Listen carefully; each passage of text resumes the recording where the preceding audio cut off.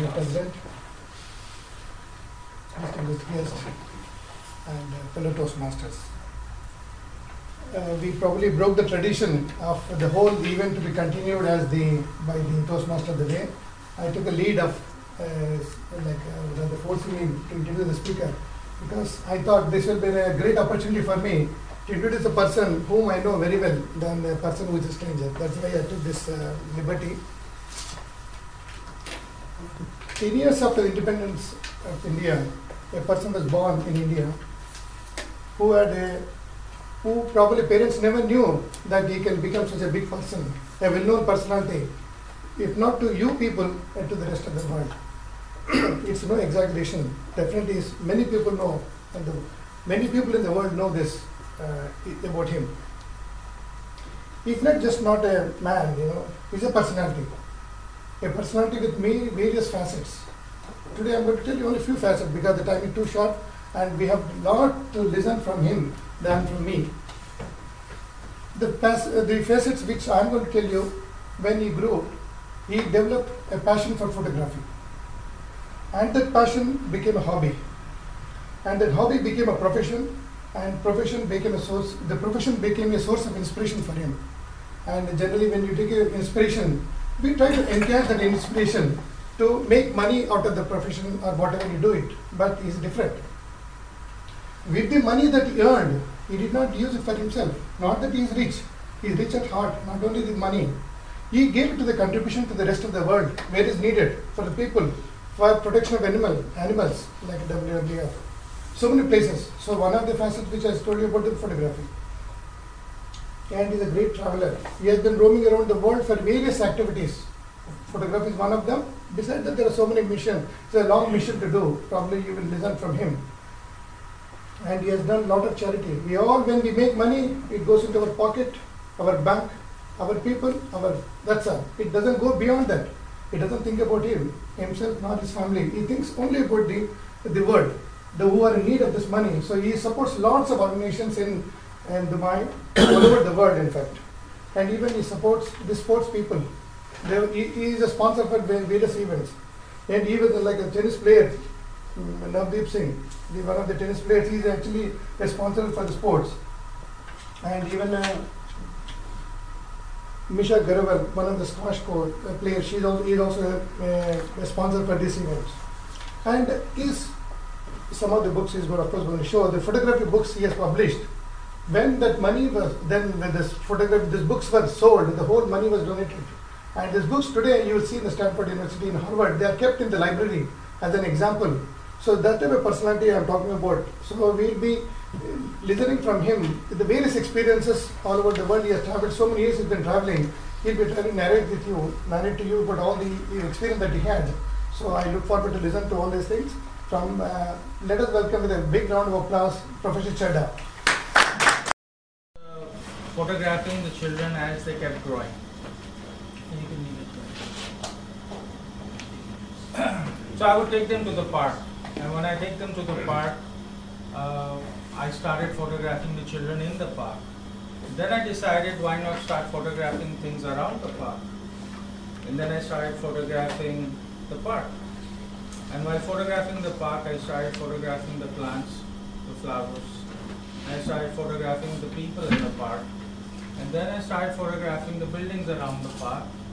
And then finally I photographed the road on which I came into the park on the way out of the park. So that's how life is, You start with something very small, you walk into your own park, and then you end up, when you're leaving the park, to realize how much you've seen in life.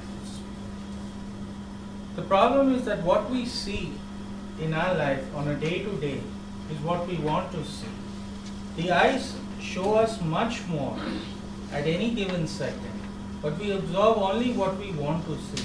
And why is that? Because are we trained to do that? Are we pre-programmed? Have we been told by our parents? Have we been told by our teachers that this is what you see? When you go to Paris, you must see Eiffel Tower. But there are 1,000 other things to see other than Eiffel Tower in Paris. But why is it that the moment we land in Paris, we go to see what we've been told? The primary objective of that is we do what people tell us to do. Seldom do we do what we want to do. And why don't we do what we want to do? Because there's a profit in doing what people tell us to do. What we want to do is a non-profit action. If we want to play marbles, if we want to sit by the sea, if we want to hear the wind, if we want to sit in the shade of a tree, it's those actions that have no money involvement. But that's what your soul wants. That's what your heart wants. Think about it in a day. How much of the things do you do that you want, and how much of the things do you do that others want? The only thing that you do every day for 8 hours that you want is to sleep. But when you're conscious, why is it that you can't do what you want? It's not that the world hasn't given you a chance. It's not that the Creator hasn't given you a chance. It's not that you don't have the ability to do it. But you never stopped and thought that there's something that you want. And that's very important. That's the basis of what I discovered in my life that made me enjoy every day of my life, irrespective of what God gave me. Because I discovered what I want.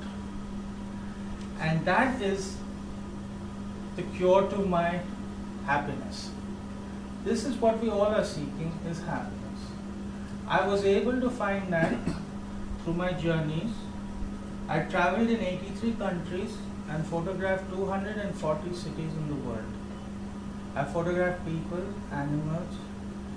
I photographed nature in its beauty, in its rot. I photographed active volcanoes. I photographed even nuclear cities that have been destroyed. So I've been to places where I wanted to go. I've been to things that I wanted to do. A lot of people don't know what they want to do. And it's not that they don't try to. They don't have the time. And if they have the time, they don't really seriously think about it as to what is it that they can do. In our Indian way of thinking, I mean, we have a few foreigners here, but still, in our Indian way of thinking, the most important thing is the element of time. And when it comes to the element of time, we are always controlled by this. You are here at 8 o'clock, you will leave at 9:30, and you will do that every Friday. And this is very important to us because right from the childhood, we are told it's this time we have to feed the child. It's this time we have to take the child down to the bus stop. And it's this time we got to get to work. True, time controls a lot of things. But when you take the element of time out of your life, when you're looking for something for yourself, you will find it. As long as you bring the time in it, you will not. People think that it's the issue of money.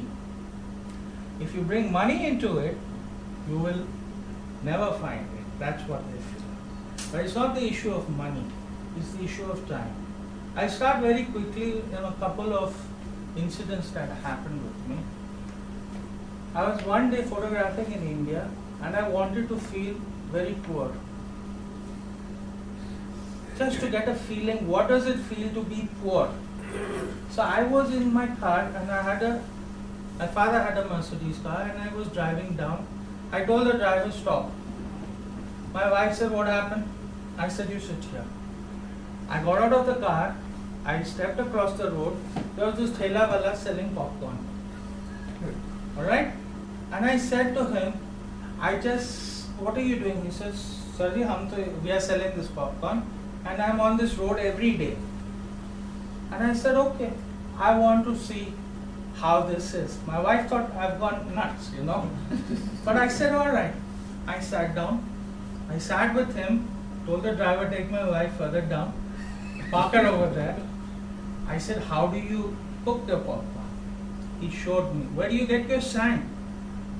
How do you cook it? How does it pop? How do you sell it? What is the mechanics of the economics of it?